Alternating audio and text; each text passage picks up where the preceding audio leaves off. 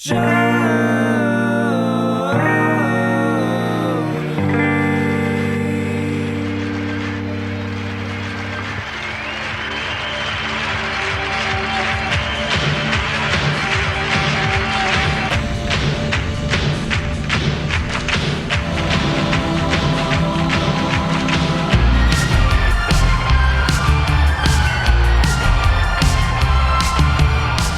hello, everybody. Welcome to another installment of Show to Be with Mike G, the show of life, the show of tequila, Disney, figuring out what to do in COVID times and moving to Austin.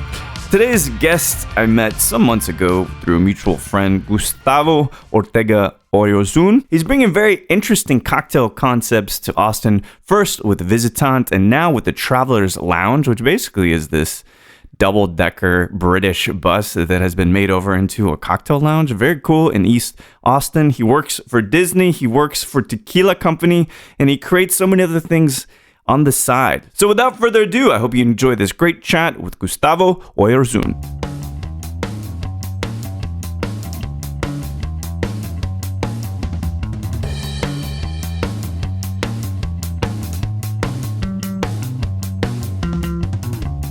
I'll say I'm a drink creator right now. Okay.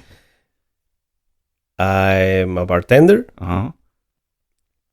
but mostly I will focus on creating and making drinks. That's like my specialty right now. And if you zoom out a little bit further, would you say that you're a creator, creative person? Correct. Yes, my background we talked about is architecture. Mm-hmm. So I have a degree in architecture in Mexico, and then I used to build wood furniture. Oh, is that right? Do you actually do the carpentry yourself? Yes. Cut the wood? Oh, okay. So when I graduated from college, I used to work with an architect. She was an interior designer as well. And I focus, like the company used to focus on building mostly for like brands like Tommy Hilfiger or Nine West or these kind of like stores where we used to come to the malls where they were more famous than now. Yes. When we have malls right. go.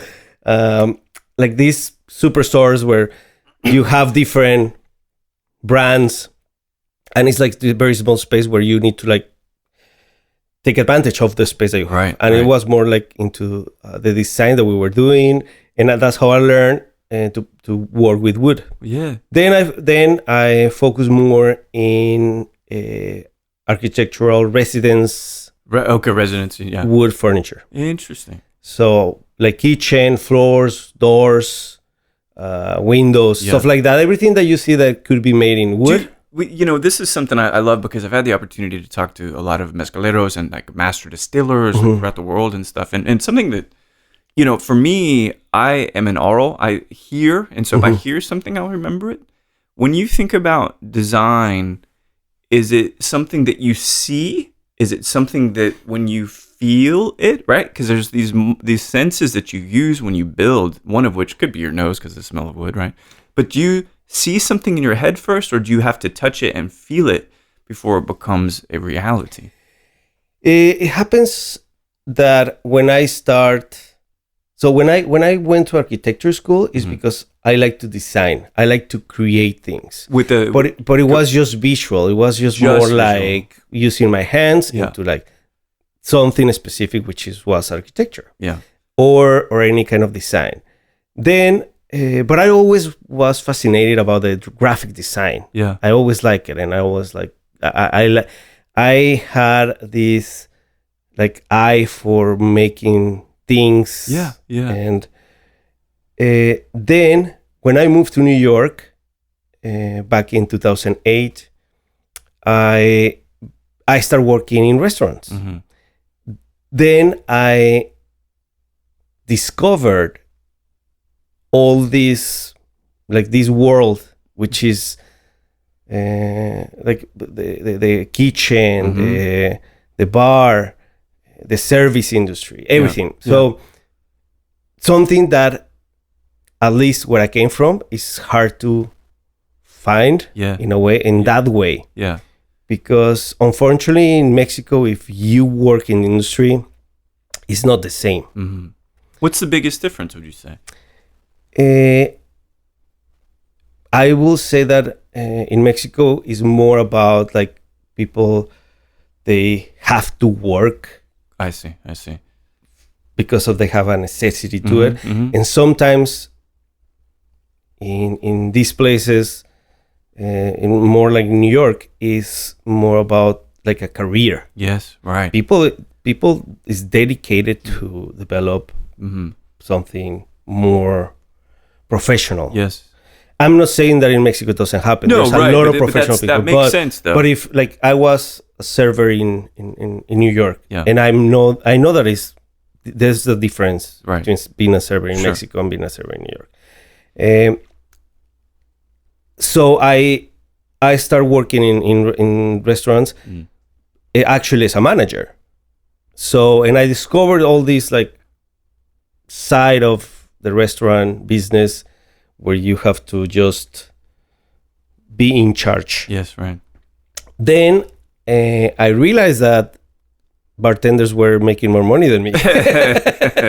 And I'm like, okay, I think that's a good opportunity. And I started working in one of the restaurants that I was working. I told my bartender to teach me. And I found this incredible world where, I'm going to give you an example. Like if back in the architectural world, if I was going to do furniture, let's say this chair, and you ask me to make this chair, and I will present you the blueprints and the design and everything, even like the texture, the everything, I will like show it to you before made it. Right. And when I made it and I presented like probably a couple months later, you like most of the customers is like, I don't know, like even though they saw it. Yes, it's not what I thought. And that happens because a lot of people doesn't have this creative side to imagine or to capture something like that. And that is not a bad thing. So but a lot of people is like they can't play with this imagination where I'm showing you something and they don't know if that's going to be the final product. Happens a lot when you order something online and you see the picture, and when you receive the product, it's like, oh, this is not what I exactly. This is not what I ordered. The color that I thought it was. Yeah, exactly. And it happens the same in the industry.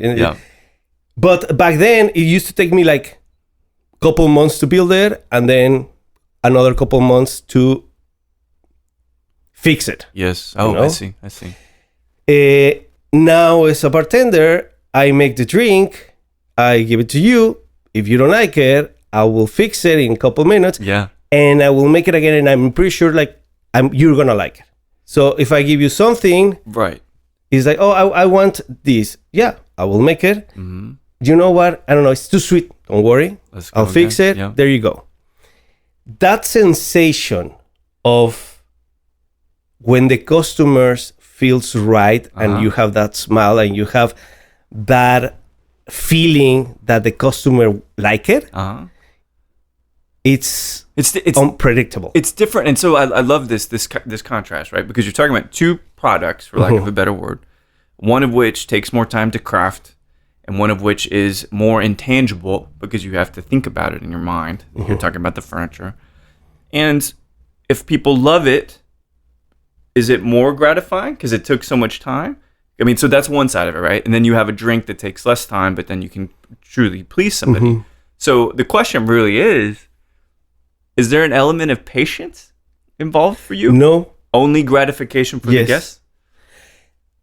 Because you're going to have the same satisfaction feeling when you develop anything. Yeah. Right, sure. So it doesn't matter what you do. You were talking about music. Yeah. If you make a song and you show it to someone and you can feel the expressions of this person when they hear it, when they taste it, when they smell it, when they touch it, everything. So all the like the five senses, you will know if they like it or not. Yes. So if you have this song and you show it to someone, they will be like, I don't know, like you will feel disappointed. Yes. Because you like it. Yeah. But if the other person doesn't like it, it's like, okay, I need to correct something, or I need to work on this. All right. So it's the same with a cocktail. I show it to you, people will see it, probably smell it, and happens sometimes that it happened to me. Like I've seen cocktails that they look amazing, beautiful. When you try them, you're like, so good, yeah. I don't know. Yeah. So that has to be like a balance of like smelling, touching, everything, and that is very important for me. So the time that I invest on that is different and is more gratificating. Yeah, which then means, well, so there's a couple of things that kind of came to mind when you were talking about this. So one thing that I'm curious, because I love art, and film for me is probably the thing that I consume the most. But as an architect, or even now when you're making cocktails and you're developing brands, you have this line of salts, which we'll talk about too. Does art inspire you? Does music inspire? Is that everything? Do you go to not a physical place, but do you go to a mental space to get inspiration? Yes. So for me, sometimes I feel like I'm like an sponge. Okay. Yeah. Where I'm always looking at things. I'm always trying to catch moments everywhere. I don't have to be in a restaurant to like think about what am I gonna do. If I'm anywhere, sometimes it pops up like ideas or concepts just by feeling something or just by watching something. Yes. So an example, I went to so I work for Disney for like at Epcot in the Mexican Pavilion. So every time that I go there, for me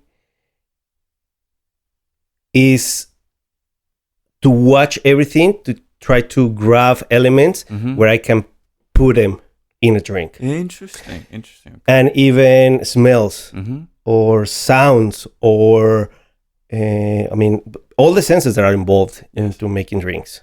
I think it's important to catch the essence of all these things. I completely agree. And I've been teaching a class on synesthesia, which is really just the transference and kind of the melding, the gelling of all these different kinds of senses.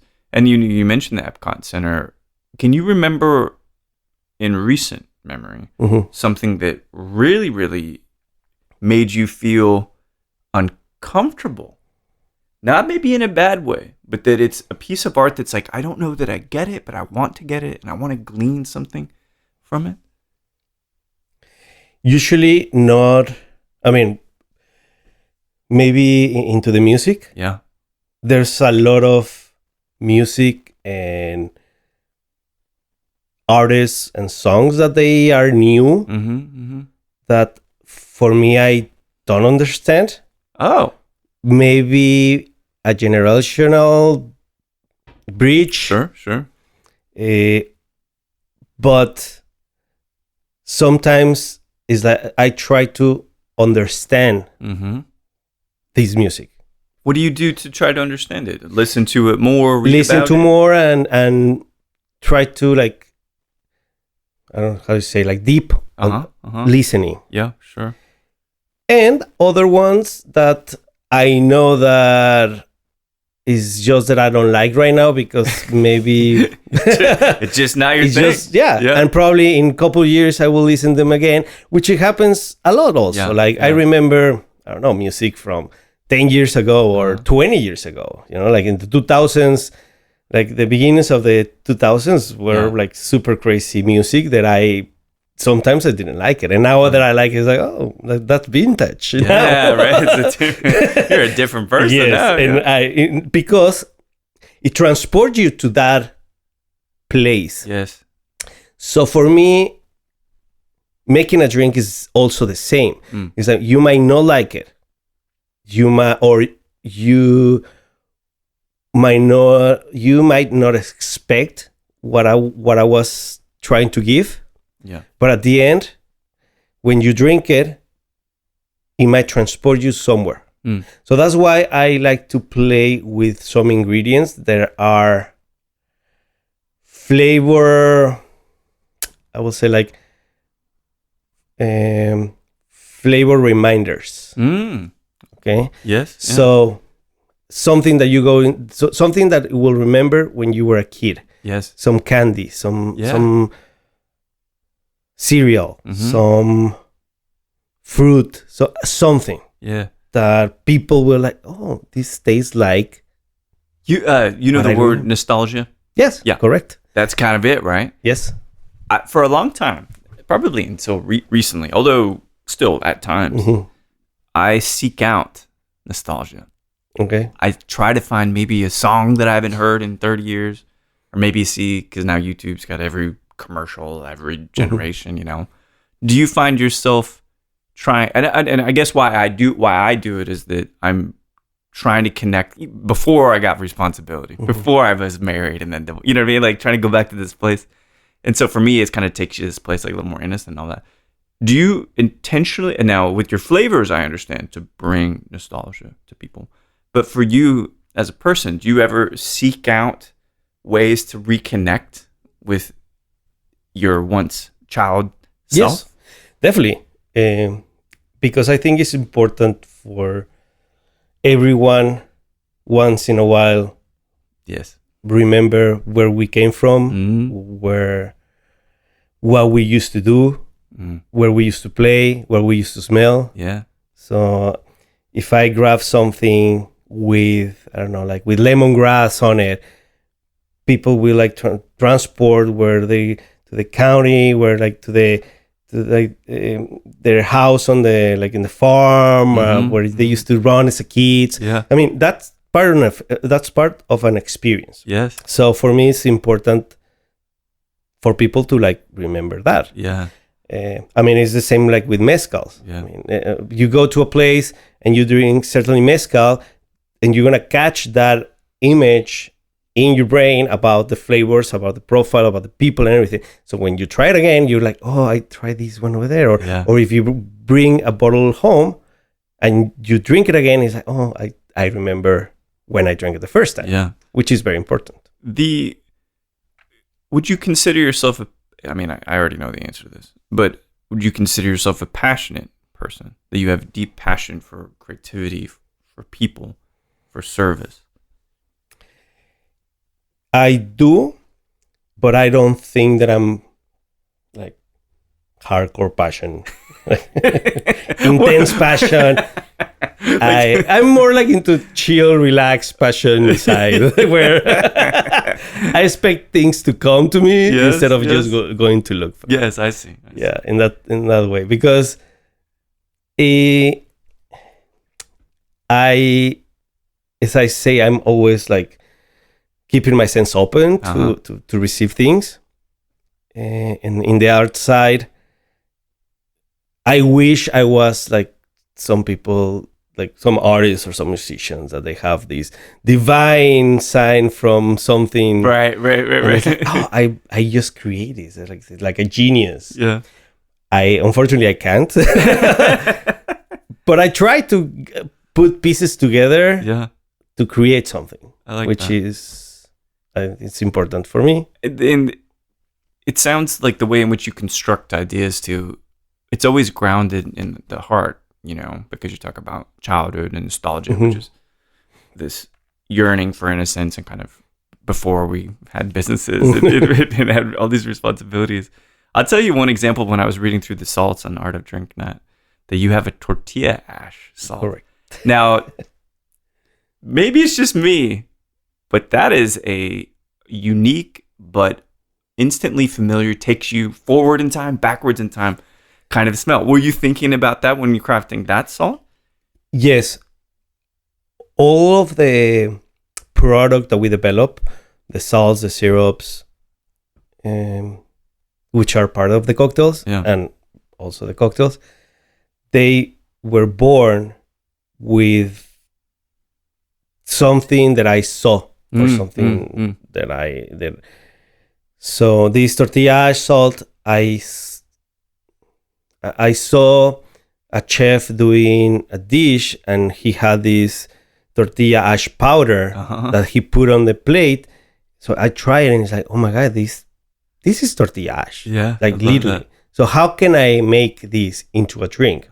And part of the experience and part of the, like I say, like my work is grab those ideas, which I mean, I love to watch food shows. I know, me too, yeah. Like all these things. Because even if I don't know what it tastes like, just the I like to steal the ideas of what they have. It's like, oh, we're gonna mix this ingredient with that ingredient, and I'm like, wait, how that is gonna taste like? I wanna try it. Yeah. So and I make it. Maybe it will taste good, maybe I don't know. So it happens with like the tortilla ash or with like all the salts that we have. They came from something that was something completely different. Yeah. The purpose for the tortilla ash, like, you will never thought that you will put it in a cocktail. Right. One of the most crazy, I think the most craziest cocktails that I made was inspired by chile en nogada. Oh, okay. I'm curious which piece. So I had the opportunity to travel to Puebla a couple of years ago, probably 10 years ago, I said. Feels like a couple. And it was the first time that they took me from New York. They took us to a group of people, chefs and bartenders from New York to travel to Puebla. Amazing. The only condition was that we need to create a dish, the chefs, a dish. or a cocktail, okay. The bartenders. Was it? You don't have to name the brand, but was it Brand Trip?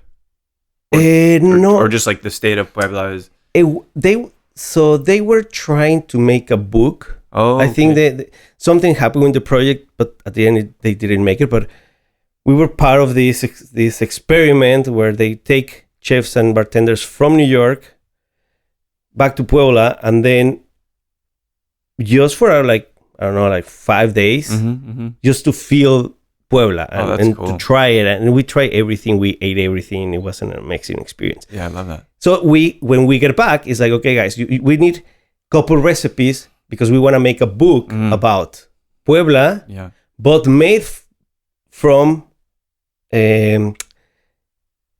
people that are not from Puebla. That includes different, like even for me, I'm Mexican, but I'm not from Puebla, but I was living in New York. So that kind of experiment. That's very cool. So obviously that was the first time I think that I tried the pechuga con mole. That's when Puebla didn't have the denomination of origin. So that back then. That was a long time ago. Yeah. Because that was 10 years when ago. Did they get 2016 or something? 17? Yeah. So it's pretty. Like 5-6 years ago, right? 8 years ago. Yeah. And I went like 10 years. So I have the bottles that they couldn't name it even mezcal. Yeah. So they call it... What, destilado? I don't... They do aguardiente too. Aguardiente or something. I don't remember. But they put a bottle in the table, and I saw it's like, pechuga con mole. So it was very interesting. It's like, and I tried it, and it was like the most amazing flavor. I don't know what happened with the distillery. I tried to follow it again. I think they changed the brand, but it's not like any mole pechuga that it's one of my favorite. One of my favorite things in the entire world. So, because it was like sweet flavor. The star anise comes through with it. So, but instead of like me going through that side of the mezcal or the agaves, I went to into the gastronomical side. So it's like, okay, I want to make a drink based on a chile nogadas. Okay, what are the ingredients on a chile nogada? Obviously, you have the chile, chile poblano. Yeah. You have the inside. Yeah, which is picadillo. Picadillo. Yeah. And then you have the poblano sauce, the nogada sauce. Sorry. Then you top it with the pomegranate and the cilantro. Yeah. Which is the story of this dish. Is very interesting. Yeah, the flag. The flag. They were trying to represent the flag. The trigarante flag. So I have to deconstruct the dish. Oh, I can't wait to hear what you did. I'm sitting here because I'm like, because it's such a rich dish to build a cocktail from. Yes, ideologically. Correct. So the picadillo is fruit with beef. Fat. Yeah. Fat. So what I did is I take the fruit out. Okay. So I made like a liqueur. So you have the orange liqueur, apple liqueur. So you have some calvados on it. So I mix those ingredients to try to make the meat, the fruit on the meat. Yeah. Then I have the chile. So the chile poblano, I dehydrated and I turned it into a salt. So it was a chile poblano salt. Did you char it first? Did you roast it first or raw pepper dehydrated? Dehydrated. Okay. Directly. Which is it's a very different technique because if you dehydrate the chile poblano, the whole chile poblano is going to shrink and is going to lose flavor. Did you find that it lost a lot of? Because yes. I love them, but that water helps. So what I had to do is like blend the chiles poblanos, like a lot of them, and when you blend them, the dark green it turns into a bright, like fluorescent, like that green. Like super bright. So and I made like this liquid, and then into this liquid I used some sheets to dehydrate the liquid. Yes. So after I dehydrate like the puree of the poblano, I mix it with other ingredients. It's super crazy. Holy shit! And it's like a very bright color, green color, beautiful color. Yeah. So that's how I made the salt. Then I made the nogada sauce. So I put the nuts to roast. I use the cream cheese, the milk, the jerez, so all the ingredients. So I made the sauce. And then I made a margarita. So I put the tequila, the nogada sauce, the fruit liqueurs, and then the chiles. Agave. No. Or a poblano salt? Or no, where did you? With the poblano salt. On the rim, right? Okay. On the rim. And then I put the pomegranate on top and just some cilantro. And it was really good. Beautiful. Man, that's how I like to play with the ingredients, and I like to play with the food, with the materials. Are you a good chef as well as a mixologist? I'm not chef per se, but I like to cook. Yeah. But I'm like one of the things that I learned from my mom. Because that's a big part of the story. Yes. The beginning chapters, you working with your mom in the kitchen. Because I used to see her working in the kitchen and just like a freestyle chef, Yeah. She has her recipes, but if she didn't have some ingredient, it's like, oh, I don't have this. What can I use instead? So it's like, oh, I want to bring this and I want to bring that. And she tried, and the way that she eats everyday basis, like you can, and even like in restaurants, it's super funny to watch because I'm like that as well. Like they bring her the plate and she starts trying everything separate, and she takes apart everything and then put it together. So she make like little snacks. Every bite is like a little snack of thing. So she takes her time to eat. I love it. It's super interesting to watch her eat. What does she do by trade? What did she do for a living? Was she a chef? No. She used to be. She used to have a greenhouse. Oh, and she was like a garden designer. Really? Yeah. Nothing to do with that. Was she creative like you're creative? Yes, I think both my parents are. My dad is an architect as well. Oh, okay. So like a lot of my family from my dad's side, they are architects, artists. They have like we have that lineage of artistic background. So you get kind of best of both worlds, right? Yes, you're getting the artistic and the chef. Artistic and the chef, yeah, which I think is an amazing combination. Yes. I think gives very, very good work. And now with my wife, she's also a chef. Okay. So that brings another side of what I like to do. So I love that.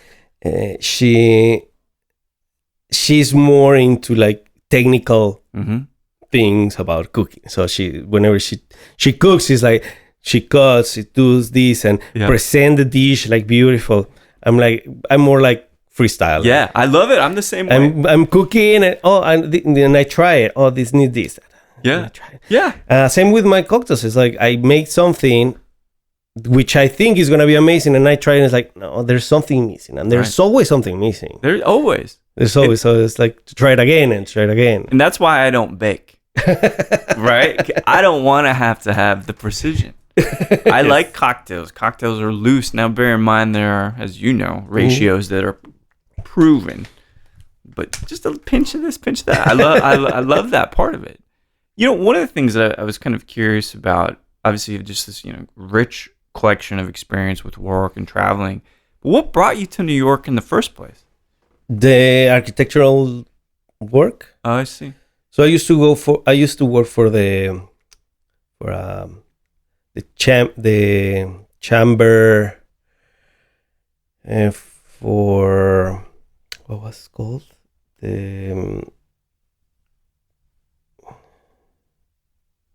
So it was this company that they used to bring companies from Mexico to export products from Mexico. Got it. Okay. And they have this interior design branch. Oh. So I used to see what product bring from Mexico to sell it in New York. Oh, okay. Like in fairs and different. So I used to go and see furniture, like glassware, dinnerware, like all kind of products that you could put in a house. Yeah, sure. Like decoration and all that kind of stuff. How is your house decorated well? Yeah. You like it? I like it. You have any artwork on the walls? Yes. I've been collecting art. I had a feeling, actually. Like long time ago. Actually, and another of the reasons that I went to New York is because back in 2007, a friend of mine and we started something that was called Las Bellas Artes. Ah, that's right. Okay. Which was it was a platform for Latin American emerging artists to show their work to the world. Instead of going through galleries, and we used to find spaces and bring artists from Mexico and give them the chance to show their art. That's amazing. So yeah, I always liked art and always being involved with that side. So for me, unfortunately, back then in 2008, we have the recession. Yeah, and it was like a kind of tough to keep doing that, but we tried for a little bit, and then just leave it aside. Yeah, and then focus more onto the mixologies and the creating drinks, because for me it was something new as well.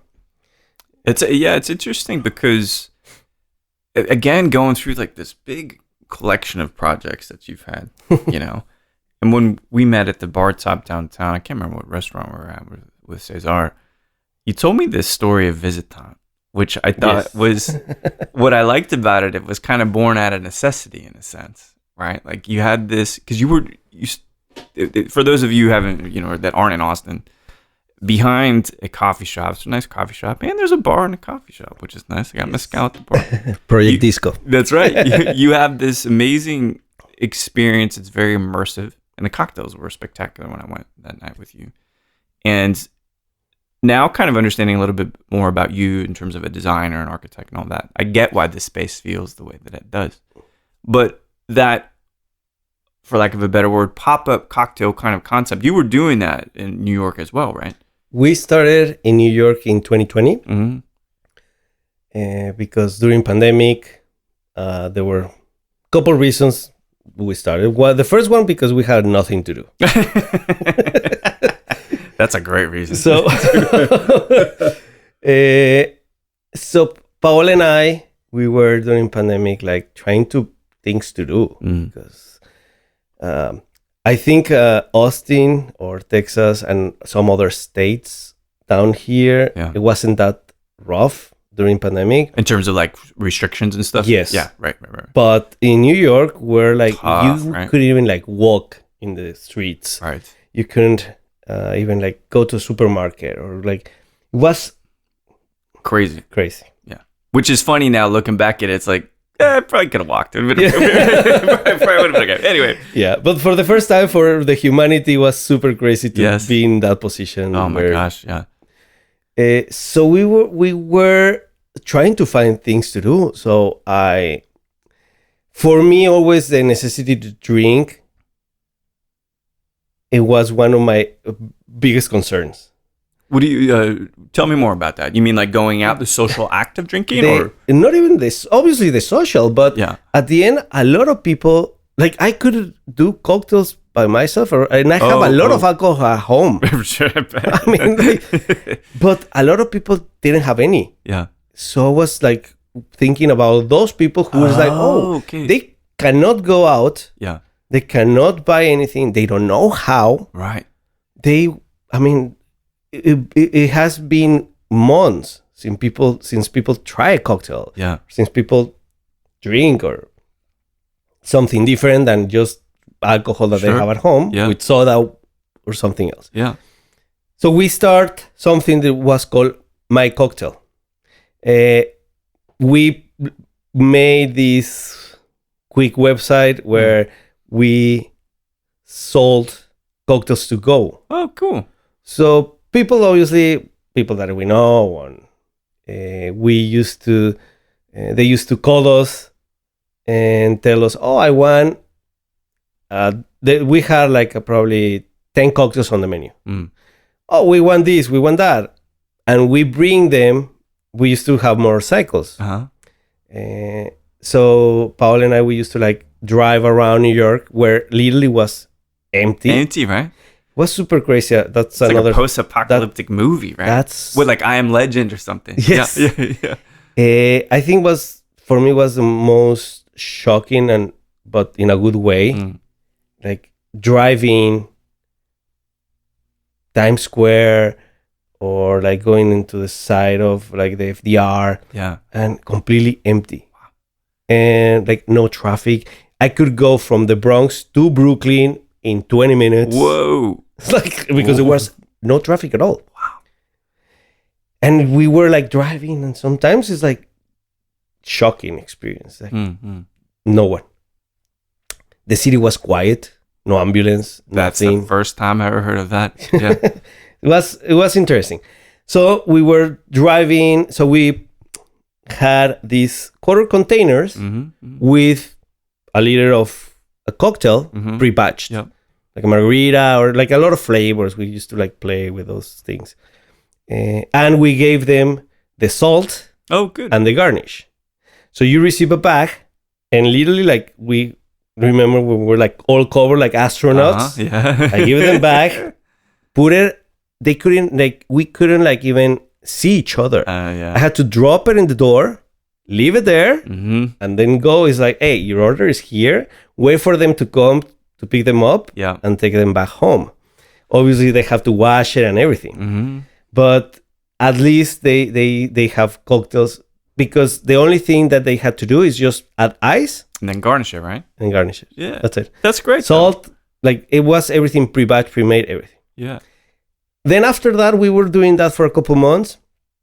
And I told Paul, it's like, wait, why instead of like we bring the drinks, why we don't bring the whole bar?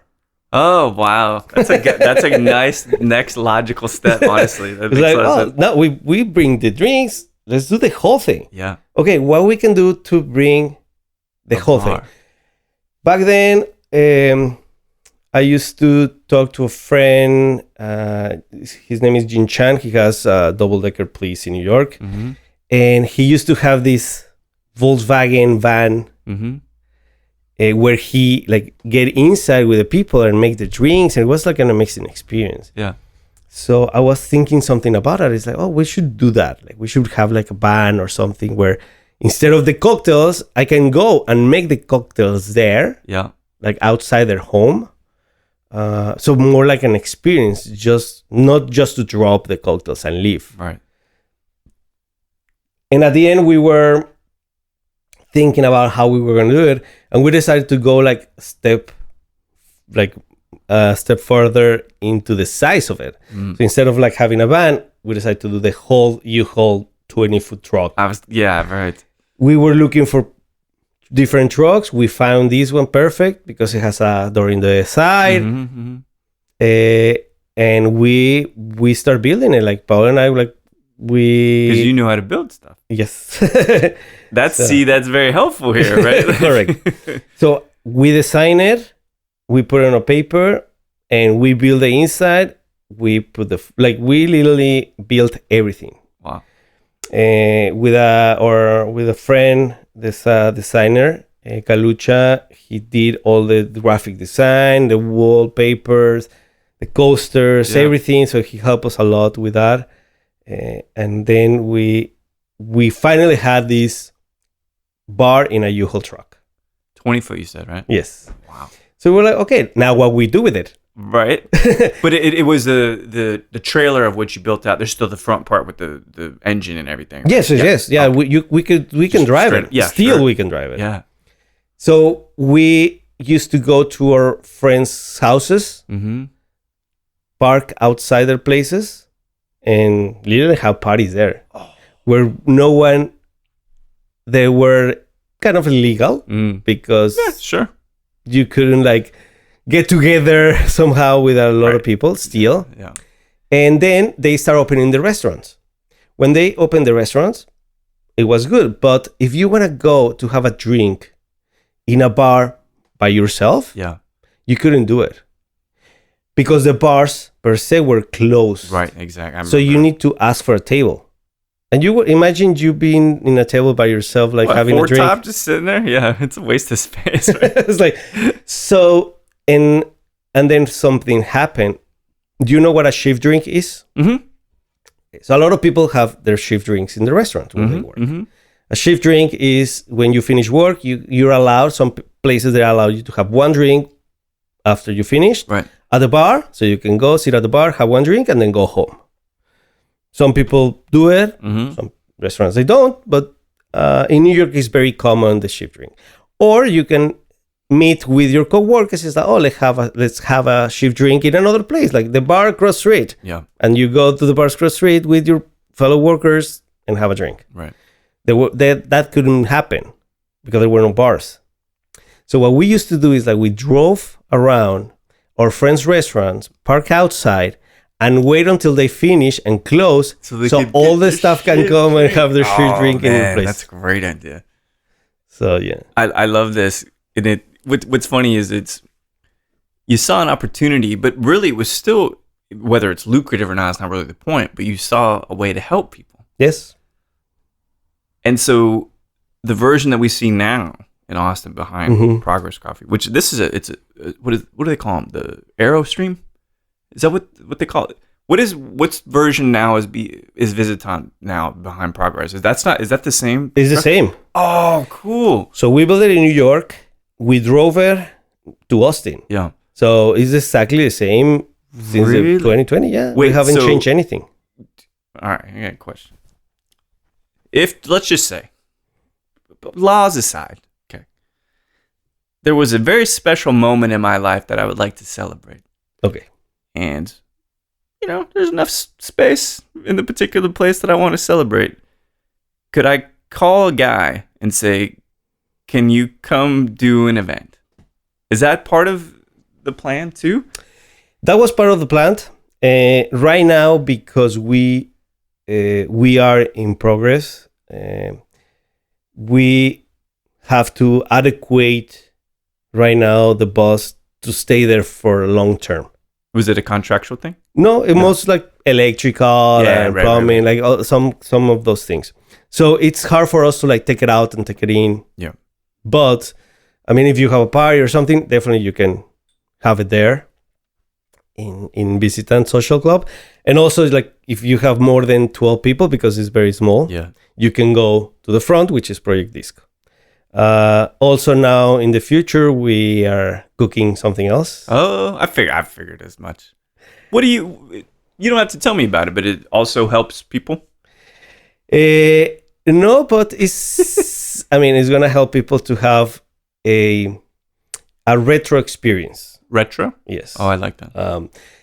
Visitant, part of the Visitant, even if the core is like kind of like a New York speakeasy style from the, I would say like from the 20s. Yeah. We try to bring that experience to the people with the drinks, with the music, with the atmosphere, everything. So when you get into Visitant, you feel like you're in a speakeasy bar during the 20s. Our next project is a double-decker bus. Oh, cool. Which only British cocktails?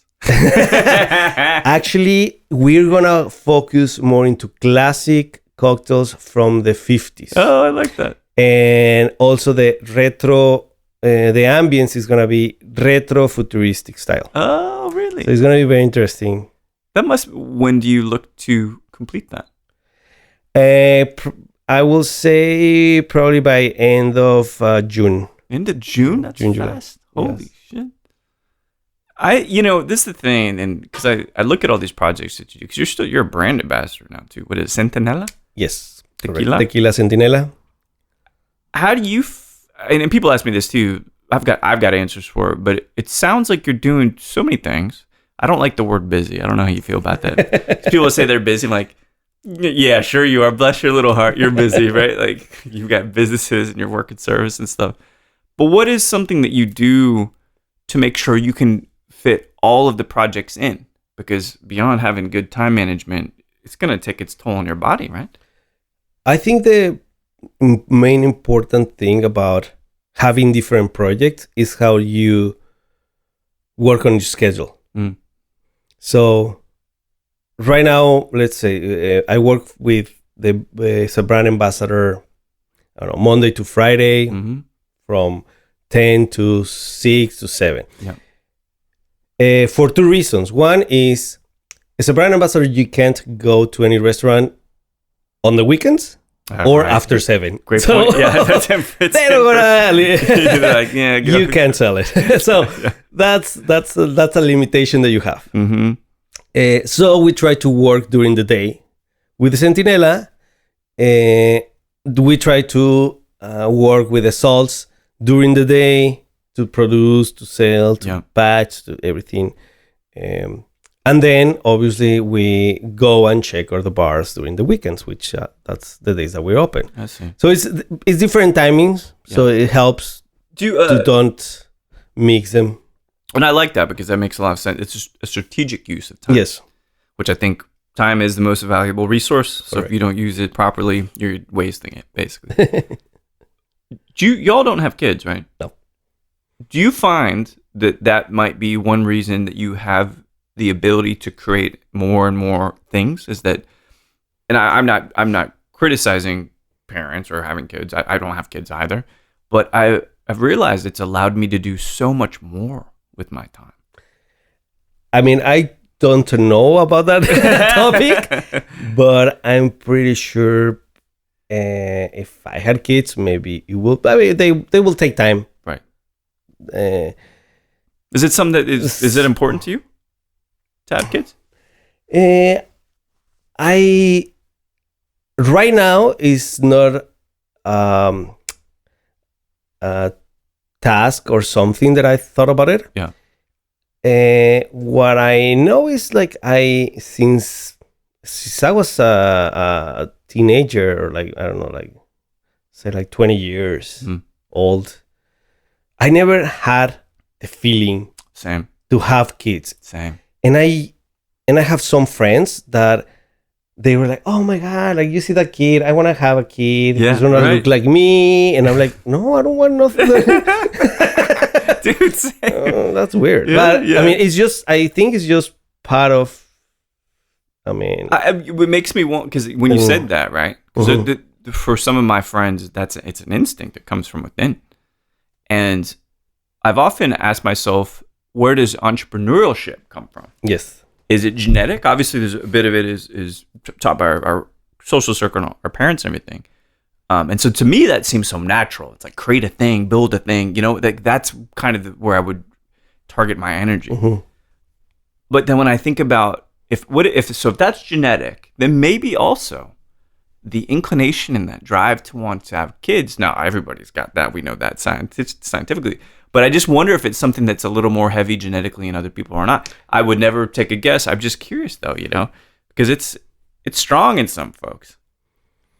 And I speak specifically of men. No, I think there's two reasons. Is genetically and cultural. Yeah.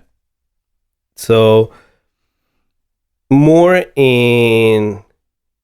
I think more in the woman side, where they, like back in the days, a long time ago, it's like, oh, you were born to become a mom, have kids, and stay in the house. That was like a cultural thing. Yeah.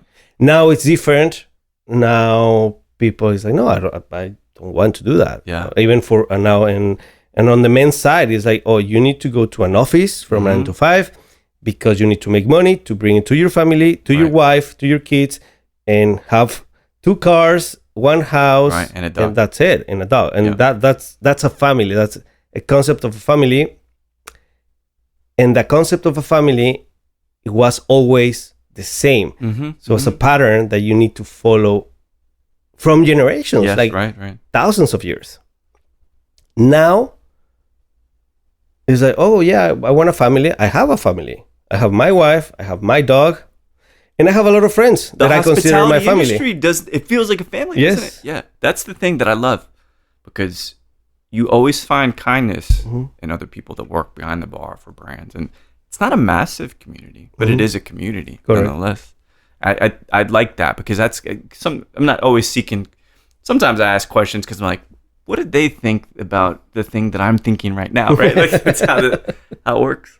But I have just a few questions left for you. Something that kind of strikes me. Obviously, you have Art of Drinking, and you've got your syrups, and you've got the salts, which I can't wait to try the salts, to be honest. And Visitant, which is an amazing spot. Many accolades already, even being kind of maybe a newcomer to Austin overall. And then you got this new double-decker bus thing, which is going to be cool. Have you ever thought about starting your own spirits brand? We're working on it. I thought so. Not to say what it would Soon. be.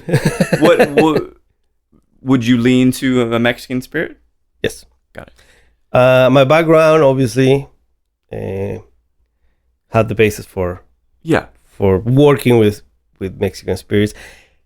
Even it's kind of interesting, because even if I'm from Mexico and I didn't drink Mexican spirits until I was probably like 28. Oh, really? 30 years old. Wow. Before that, I used to drink rum and Coke. This is the story I hear from many of my friends. Yeah. That's what we used to drink back in Mexico. It's like Bacardi and Coke. Yeah, right. That's it. Like any parties, any like clubs, everywhere. It's a bottle of Bacardi and soda and Coke. That's it. So I was never I didn't have the knowledge of like tequilas, mezcal. Besides mezcal, back then the category was completely different. Yeah. We used to drink back in 2000, probably like 2000s, beginning of the 2000s. We used to go like to parties, and we like one of my friends, their family, they used to own Gusano Rojo. Oh, okay. And that was the first mezcal that I tried. Yeah, wow. So, and that was the only mezcal that you could see in the stores. Yeah. And it was the most famous one. So I developed the knowledge and I started learning from when I got into New York and when I started working in restaurants. Mm-hmm. That's when I started working with tequila brands. Yeah. So the first brand that I worked 2010 was with Cuervo. Oh, gee, I didn't know that. Because I used to work in a restaurant, like huge restaurant, Mexican restaurant. I was a manager, and we used to do like promotion spendings, and the Southern guys came with. We used to buy Centenario, Mm-hmm. and we never got like Jose Cuervo White but the other brands. the other brands of the Cuervo family, we used to buy them. Is Dobel? Is that? Dobel, yeah, but Dobel came a little bit After, later. okay. Yeah, but back then we used to have those, and that's when in 2011 one of the my reps from Southern, he's like, oh, there's this contest, you wanna maybe participate? Right. And I'm like, sure. I had just like probably 2 years of bartending Mm-hmm. or on mixology, but I always like to create. And the as I said, like the guy who teach me the first time in the restaurant, the bartender, he was mixologist. Yeah. So he taught me to make my own infusions, the salts. So he taught me like pretty much all the basics.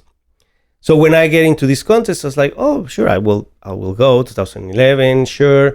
What is about? Oh, no, you just need to use this, like any of these products Right. of Southern or Diageo. So it's like, sure. And I choose Don Julio Añejo. Ah. So I made a drink with Don Julio Añejo, white peach nectar, liquor 43, lemon, and cilantro shake Mm-hmm. with one of the first salt that I invented. Oh. It was a sugarcane cinnamon spicy salt. Okay. So it was like not a regular margarita. Yeah. You're already showing your creativity Yes. early on. And also a little bit of coconut as well. So it was like peach, coconut, and cilantro. So, and I did it. They're like, oh, you need to record a video. I'm like, sure. Wow. That's when I put a vest and a tie and record my first video making a drink. Yeah. They choose it, and so at the end, it was a semi-final on the New York for the world class. That's so that was a amazing. contest. For world class. And I didn't know. I've heard about that. I've heard about it. Well, you know, and one of the things, because obviously you've had such a successful career so far, and I can see you creating more and more things. And some of the things I guessed, you probably didn't talk about it on the record yet, but one of the things, so this is a question I ask every guest, and I want to see how you answer it. And not a trick question by any means, but so you're sipping any spirit, doesn't matter what, but something you quite enjoy anywhere in the world, that also doesn't matter. But you could have a drink with any artist, living or deceased. Who might you like to have a drink with? Any artist. And you could any kind of artist or the specific? Any kind of artist is fine, yeah. That's an interesting question.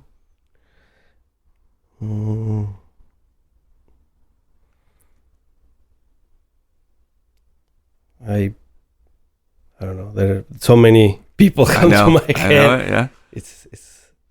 I think I will.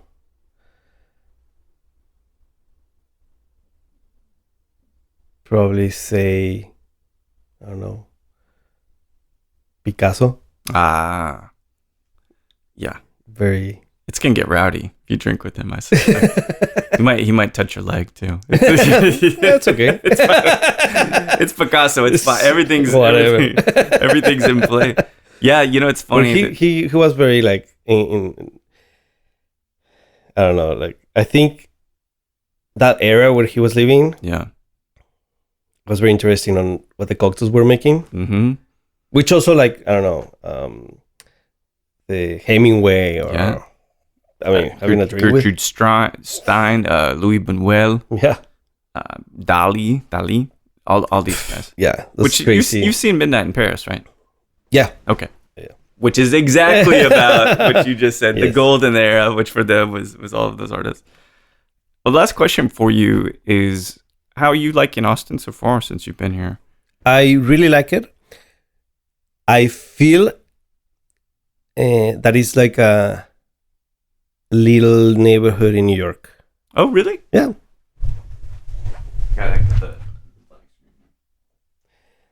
For me, it's very, I will say, like, cosmopolitan. Yeah. In terms of the people, I think one of the main things that New York has, obviously it's not New York, but the diversity. Yeah.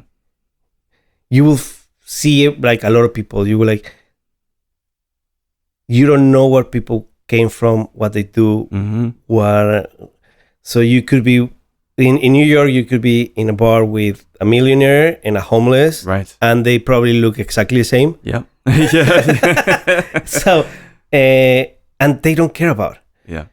And New York is the things that I like is that no one care, or no, like, everyone is trying to do their own stuff, and they don't criticize. They don't.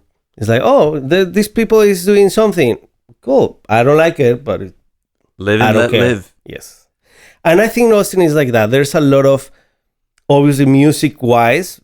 Yeah, definitely it's important for me. I love music, and I'm always trying. Like, one of the reasons that we came here is like, literally, is like we came to Texas so we could choose like Dallas, Houston, San Antonio, and I told Paola, it's like, okay, where are all the artists come to play? Right. Yeah. Austin. Exactly. We're going there. Yeah. At least if we don't like the city, at least there's something that we're gonna enjoy. That's the right. music. I love that. But at the end, we love the city. We like it. It's completely different from what we used to, but we're trying to understand how it works. I can tell, and we're really, really more enriched to have you and Paula here. And I'm glad I got to meet you, and I'm glad we finally got to sit down and do this. Yes. Because I don't know. Again, you asked me before we started recording, why do I do this?